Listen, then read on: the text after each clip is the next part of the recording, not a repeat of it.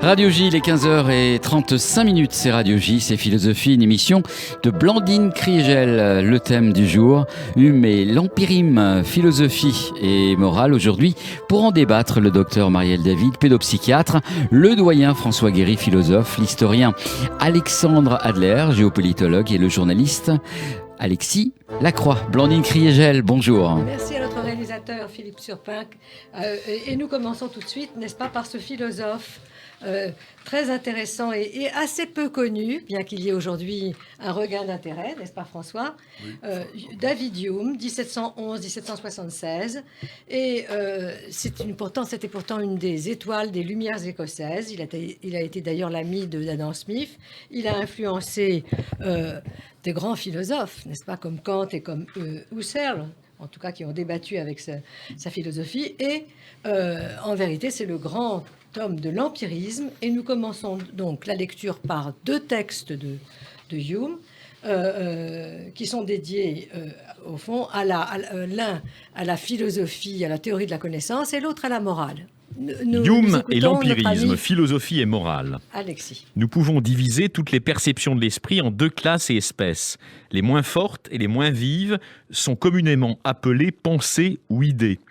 L'autre espèce, appelons-la les impressions. Par le terme impression, j'entends toutes nos plus vives perceptions que nous entendons, voyons, touchons, aimons, haïssons, désirons ou voulons. Toutes nos idées ou perceptions plus faibles sont des copies de nos impressions ou perceptions plus vives. Pour moi, il y a seulement trois principes de connexion entre les idées, à savoir ressemblance, contiguïté et relation, de cause à effet. Enquête sur l'entendement humain. Puisque les perceptions se réduisent à deux genres, à savoir les impressions et les idées, cette distinction fait naître la question morale. Est-ce au moyen de nos idées ou au moyen de nos impressions que nous distinguons le vice de la vertu? Puisque la morale a une influence sur les actions et les inclinations, il s'ensuit qu'elle ne peut provenir de la raison. La moralité ne consiste pas en des relations qui sont des objets de la science, elle ne consiste pas en un fait que l'entendement puisse découvrir. Le vice et la vertu peuvent donc être comparés au son, aux couleurs, à la chaleur et au froid, qui, d'après la philosophie moderne, ne sont pas des qualités appartenant aux objets, mais des perceptions de l'esprit. À ce premier texte, merci cher Alexis, j'ajouterai deux phrases qui manquent à mon avis, et qui sont les suivantes. Deux phrases de Hume, bien sûr. Alors, dans l'enquête sur l'entendement humain, la fin de ce texte, c'est ceci. Tous les objets de la raison peuvent se diviser en deux genres, les relations d'idées et les faits. Tous les raisonnements sur les faits paraissent fondés sur la relation de cause à effet, la relation de causalité. La connaissance de cette relation ne s'obtient pas par des raisonnements a priori, mais par l'expérience. Et, deuxième phrase, concernant cette fois-ci la moralité, les qualités utiles de l'esprit sont vertueuses en raison de leur utilité. C'est à la force et la sympathie qu'il faut attribuer l'approbation de toutes les vertus utiles à la société. Donc, revenons à notre homme, à notre philosophe et à ce texte. Eh bien, comme je le disais, n'est-ce pas, c'est un des représentants les plus significatifs des Lumières écossaises. Il est né à Édimbourg, d'une famille calviniste, presbytérienne. Mais il est l'exemple type de l'empirisme conservateur au Royaume-Uni pour deux raisons. D'abord, il est demeuré, n'est-ce pas, dans la tradition, disons, si vous voulez, de la philosophie pragmatique anglaise, mais surtout, il est demeuré également conservateur, et c'est peut-être pour cela que, en fait, il a été, comme le disait notre ami Didier Deleuil, à qui nous voulons dédier, n'est-ce pas, cette émission, le professeur Didier Deleuil, excellent spécialiste de Hume, et grâce à qui on doit, avec d'autres, avec Deleuze, avec Michel Bessade, l'intérêt nouveau qu'il y a eu pour Hume. Et sa carrière a été empêchée, il a dû écrire et réécrire. D'ailleurs, les deux textes que nous avons, ce sont des textes au fond d'une même problématique, mais qu'il a repris, le deuxième étant le premier. Il a fait des voyages en France, il a même stationné au collège de la Flèche, là où Descartes avait fait ses études. Et puis ensuite, il est venu évidemment à Paris, où il est devenu l'ami des encyclopédistes. Et il s'est brouillé, j'allais dire comme tout le monde, avec Jean-Jacques Rousseau. Donc, mais venons-en au texte, n'est-ce pas, à ces deux textes. Le premier, donc, on l'a vu, concerne la philosophie, c'est la théorie de la connaissance, comme disent les philosophes. Alors, et le second touche à la morale. Que dit-il dans ce premier texte? Eh bien, d'abord, au fond, la connaissance qui est inscrite dans un scénario classique, traditionnel, celui de la perception. Et d'ailleurs, c'est celui que Kant et Husserl, lecteurs de Hume, retiendront. Mais donc c'est la première chose. Deuxième chose, il y a, dit-il, deux classes de perception, les impressions et les idées. Quelle différence existe entre elles? Eh bien, les impressions, ce sont tout simplement les sensations. Il donne la liste: voir, toucher, aimer, haïr, désirer, vouloir. Donc la passion, les impressions, au fond, relèvent de la passion ou des affects, comme on disait encore. Les idées, elles, ne sont pour lui, et c'est donc une hiérarchie, que des copies, n'est-ce pas, moins fortes, moins puissantes des sensations, qui sont liées entre elles, notamment par la relation de cause à effet, de causalité. Et Hume ajoute, c'est pourquoi j'ai relu cette phrase, que cette causalité ne repose pas sur des jugements a priori, comme pour d'autres philosophes, mais sur l'expérience, puisqu'en fait on ne peut pas connaître la cause, on ne connaît que les effets. Alors, le second texte, eh bien, lui, touche à la morale, et Hume nous dit qu'il en va de même pour la morale. La morale, n'est-ce pas, c'est-à-dire pour la recherche de la vertu, et la distinction entre le vice et la vertu, n'est pas fondée sur des idées, mais sur des impressions. Alors, quelles impressions? Eh bien, des impressions, dit Hume, qui ne portent pas sur des faits, mais on dit aujourd'hui qu'elles portent sur des valeurs. On voit bien que ce ne sont pas des faits. Mais Hume ajoute, n'est-ce pas, qu'il s'agit donc de perceptions de l'esprit. Ce sont des perceptions, mais des perceptions de l'esprit. Et il en donne également une liste: le plaisir, la douleur, l'agréable, le désagréable, la sympathie, l'antipathie, l'utile, l'inutile. Et il ajoute, et c'est évidemment fondamental pour sa conception de la société, n'est-ce pas, que la sympathie ou l'utilité sont les deux leviers de la société politique. Pour le coup, eh bien, on peut dire que cette démonstration empiriste de Hume a fait mouche. Pourquoi? D'abord, premièrement, parce qu'elle a réévalué, n'est-ce pas, le sensualisme. On disait aussi, et ce sera le mot de Kant, le terme de Kant, l'esthétique au XVIIIe siècle, n'est-ce pas? Elle a donné une place, et c'est le deuxième aspect fondamental, inédite à l'expérience. On se rappelle que l'Angleterre est le pays de Newton, réveillant Kant, comme il l'a dit dans un petit ouvrage, Prolégomène à toute métaphysique future, que c'est Hume qui l'a réveillé de son sommeil dogmatique. Et parce que, au fond, Hume estime que on ne peut pas connaître sans s'appuyer sur l'expérience, n'est-ce pas? Et c'est un des aspects que Kant retiendra, mais nous l'expliciterons. Alors de là aussi, évidemment, un certain nombre de questions. Est-ce qu'on peut fonder la connaissance et la morale et la politique simplement sur des impressions de l'esprit? Quel rapport existe-t-il entre cette position et, ça j'ai oublié peut-être de le dire d'emblée, le caractère absolument conservateur du Tory, n'est-ce pas, qu'était Hume? Hume dit dans ses traités politiques, dans ses discours politiques, qu'il préférera toujours la monarchie absolue à la République démocratique. Bref. Et troisième question, est-ce que l'empirisme de Hume définit ou non un courant anglo-saxon opposé, différent du courant continental? Alors je vais commencer par vous, Alexandre, si vous le voulez bien. Est-ce que vous pourriez nous indiquer le contexte historique, politique et intellectuel dans lequel la pensée de Hume s'est développée et répondre aux interrogations que nous posons? Le contexte dans lequel Hume a commencé à fleurir sur le plan intellectuel est un contexte, je dirais, peu compatible, au fond, avec ce qu'est l'Écosse. Il était véritablement en opposition totale à la culture profondément whig, parlementaire et même républicaine du protestantisme écossais. C'est pour ça qu'il n'a pas été applaudi au début. Oui, ne m'interrompez pas, s'il vous plaît. Donc, en effet,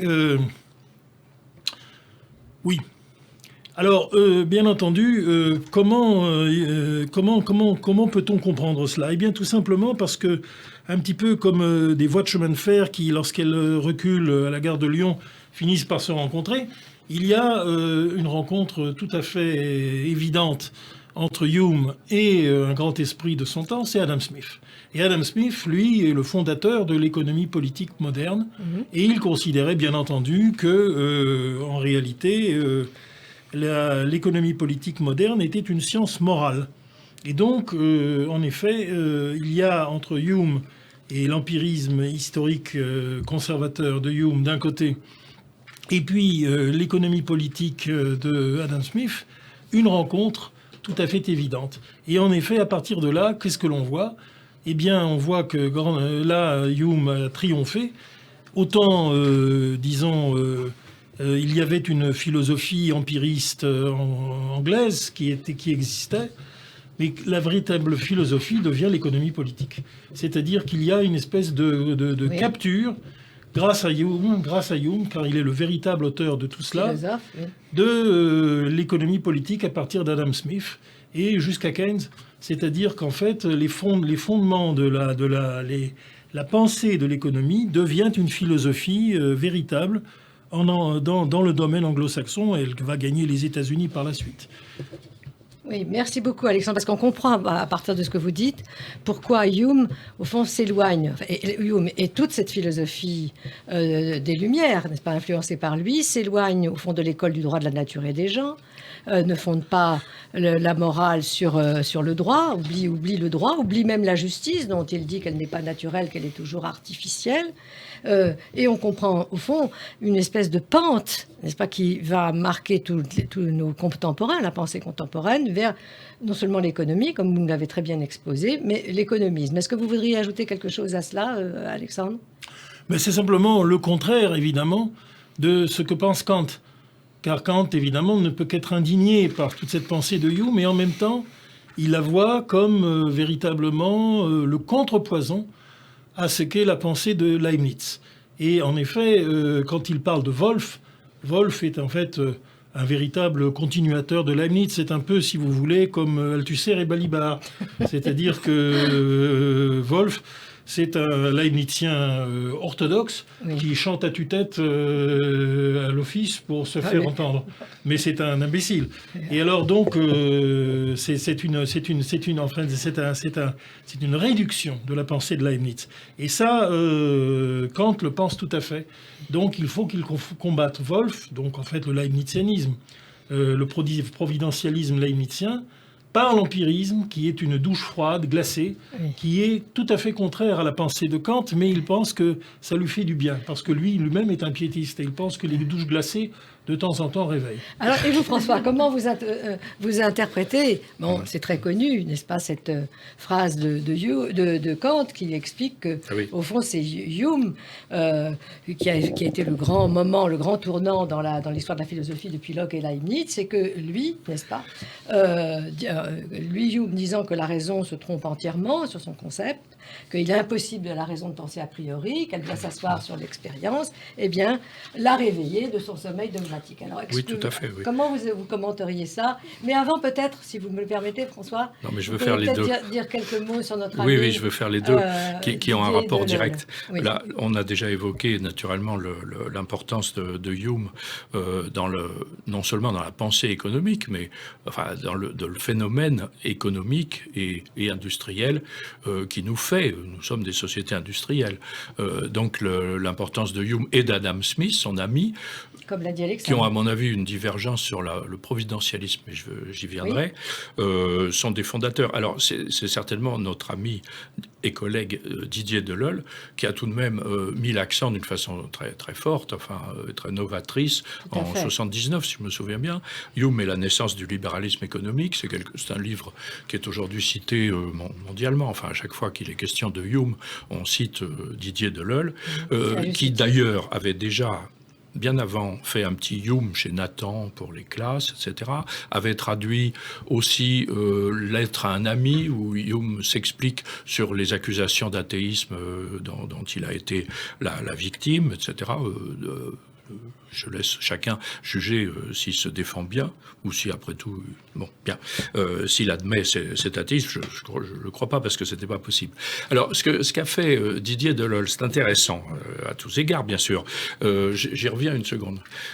D'abord, il comprend bien que Hume cherche une anthropologie qui ne soit pas imaginaire, qui ne soit pas une fiction de nature humaine, mais qui soit, si on veut, ce que l'expérience nous apprend de la nature humaine. Donc il cherche évidemment, si je puis dire, un appui des données expérimentales, celles qu'on a sous les yeux, à tester constamment, etc., sur ce qu'est l'homme. Et alors moi, je voudrais souligner, après Didier Delolles, que pour lui, l'homme, c'est au fond l'activité. Oui. L'homme veut s'activer. Alors on peut appeler ça l'homme industrieux. Bon, en tout cas, il s'agite, il exerce ses facultés, et en particulier, donc, dans le domaine économique, on a l'exemple même, si on veut, de cet exercice intense, jouissif peut-être, c'est possible, hein, dans le commerce et peut-être dans l'industrie. Alors, je souligne quand même que quand il écrit, 1750, on n'en est tout de même pas tout à fait à ce qu'on a appelé l'industrie mécanisée, puisque, bon, je donne une date. Richard Arkwright, dans les années, si je me souviens bien, 1771, fait breveter sa mule Jenny automatique. Avant, c'est pas vraiment l'industrie mécanique dont parle Marx dans Le Capital, etc.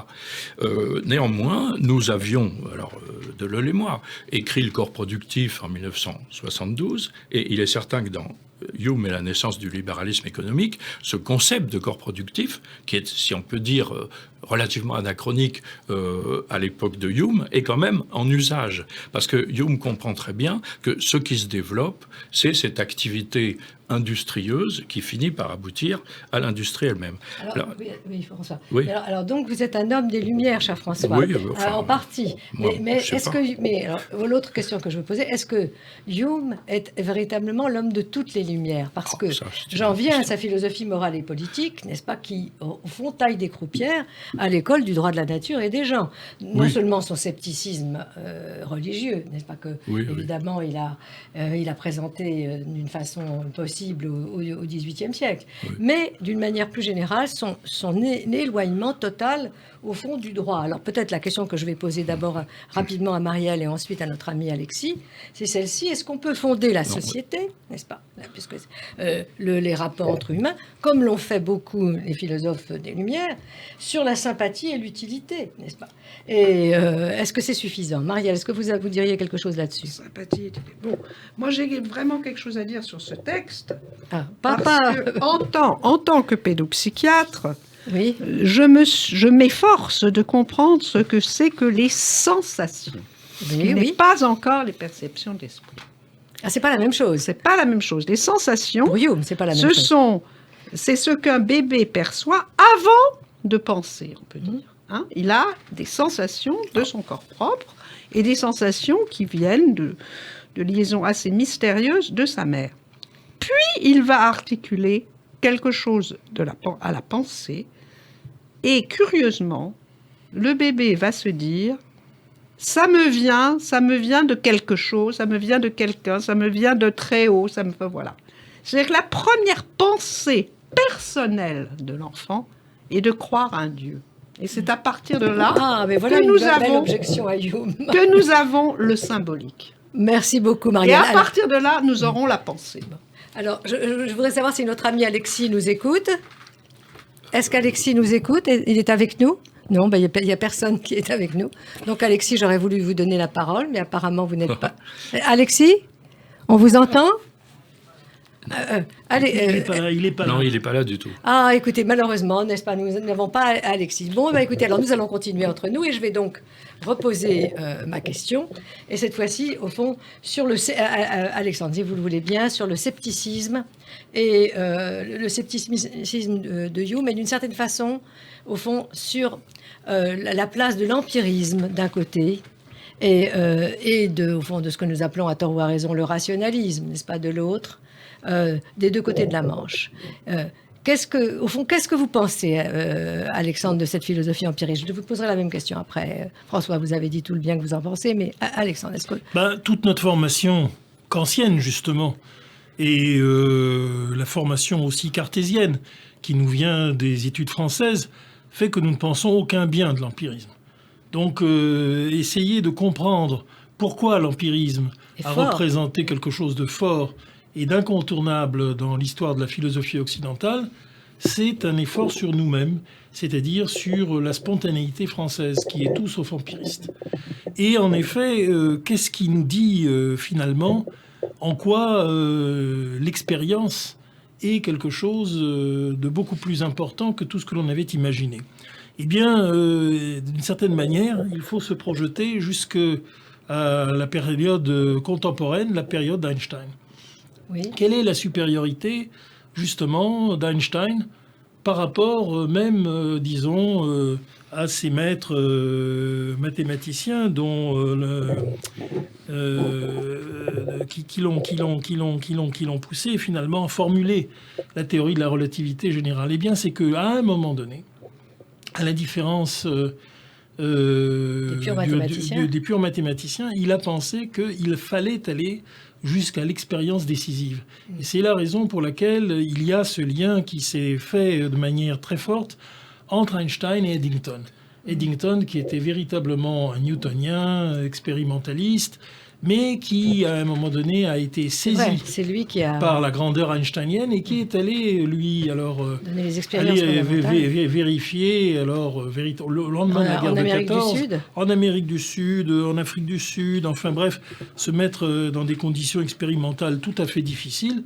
Et il y est arrivé, le miracle est arrivé, il a fait la démonstration expérimentale de la déflexion du rayon lumineux à partir et donc il a été véritablement l'homme de l'expérience décisive pour Einstein. Oui. Eh bien, cela, c'est la façon dont Einstein a toujours voulu arriver à une validation expérimentale et non mathématique de la théorie de la relativité. Et alors vous avez fait l'apologie, François, du corps productif, n'est-ce pas, de la production. L'apologie, là, je n'ai pas à le faire. Non, mais c'est pour comprendre. Oui, Didier Deleuil a utilisé ce concept de corps productif constamment dans son parcours, si on veut, du Hume, penseur de l'économie et du libéralisme économique. Sensualisme, pardonnez-moi juste d'interruption, oui. Alors que c'est Condillac qui est véritablement l'inventeur de l'idée même de sensualisme, mais elle a eu une telle popularité en Angleterre qu'elle a fini par devenir Condillac, absolument.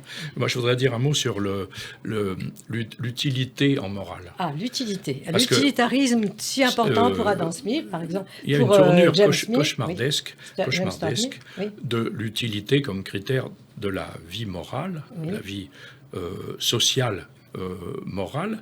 D'abord, les inutiles. Les aristocrates ne travaillent pas. Les inutiles pourraient très bien passer à la trappe, et c'est ce qui est arrivé. Alors, les nihilistes russes ont repris la thèse de l'utilité sociale. Ce qui est utile. On pose la question, et Netchaïev lui répond. On pose la question, vous tueriez votre mère? Netchaïev répond, oui, si c'est utile. Utile. Donc le lien social... Ça a d'ailleurs été fait dans l'Union soviétique stalinienne. Bien sûr, mais naturellement. Une pierre, donc, dans le jardin lien de social, plus fort que la raison, plus fort que la loi, plus fort que l'État, plus fort que la morale, parce qu'en réalité, ce n'est pas une morale. C'est pas une... voilà. Alors donc, il y a une dérive terrible du critère de l'utilité comme critère de la vertu, c'est-à-dire en réalité donc de ce qui est... de ce qu'il faut garder, si on veut. Alors, cela dit, j'ajoute quand même un mot. Lui, Didier Deleuil, il s'est orienté tout autrement, vers la fin surtout, sur les cyniques. Il a publié les dialogues, ceux qui nous restent, il s'est intéressé intensément aux cyniques et avec un fort investissement. Or, qu'est-ce que c'est qu'un cynique? C'est quelqu'un qui considère que les préjugés moraux sont à jeter à la poubelle. La société... zéro, la société dehors. Le cynique est quelqu'un, si on veut, qui fonde son éthique, parce qu'il y en a une, et même une vertu, sur la contradiction radicale avec ce qui est considéré comme socialement Eh utile. bien, ce n'est pas si loin de Hume, parce que Hume, n'est-ce Non. pas, dans son traité de la nature humaine, dit que dans la justice, il n'y a rien de naturel, n'est-ce pas, qu'elle est entièrement et seulement artificielle. d'accord. Et donc, nous sommes donc très loin de la loi naturelle, hein, très, très loin. Encore un mot. Absolument, oui. Encore un mot. Vous avez la conclusion, chère Non, là, Marianne, je non n'ai pas... Non. Non. Bah écoutez, alors, Je préfère, bien laisser que... ma main. Alors, juste un mot à la mémoire de notre ami Didier Delol, qui était un homme absolument généreux, bienveillant, qui a laissé sa bibliothèque à la bibliothèque de Nanterre, et ce qu'il ne pouvait pas encore y mettre, eh bien, il l'a distribué à ses amis philosophes, et nous en sommes les bénéficiaires, cher François. Donc, Est-ce que je peux dire un mot allez-y. sur son investissement philosophique qui Oui, était très grand. intense? Il a appelé son fils David parce qu'il était dans la lecture de David Hume. Donc il en faisait une affaire, si on veut, Personnelle. très personnelle Oui. et même Oui. intime. Mais écoutez, espérons, n'est-ce pas, que c'est Man et c'est sa famille, n'est-ce pas, qui Absolument. a si bien administré, au fond, ses volontés, nous entendent. Voilà. À très bientôt, chers amis. Donc la prochaine fois, nous nous intéresserons cette fois-ci directement à Kant. Évidemment, c'est la suite de Hume. Merci.